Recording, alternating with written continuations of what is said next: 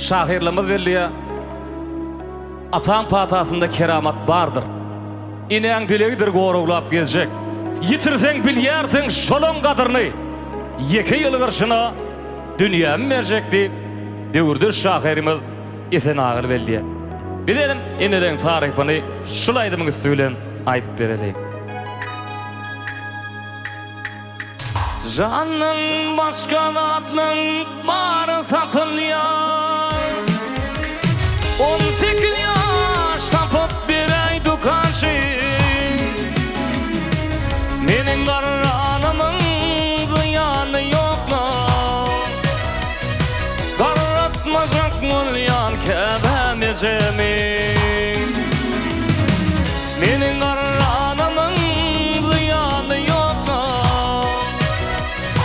Garratmacak mulyan kebemecemin.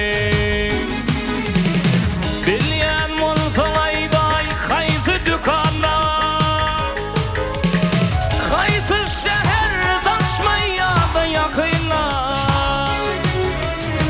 Yetiştirip bulyan mulsa şakınla.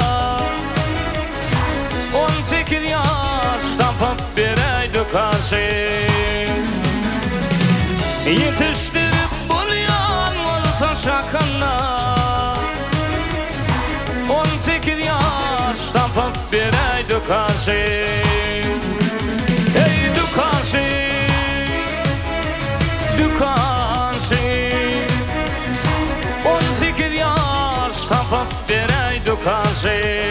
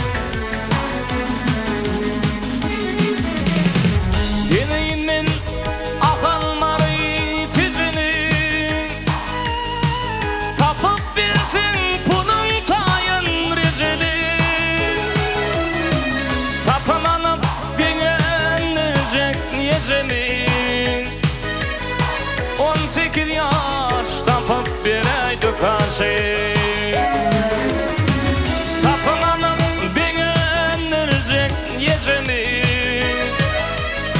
18 yaş tapıp bir ay dukaşı. Ey dukaşı.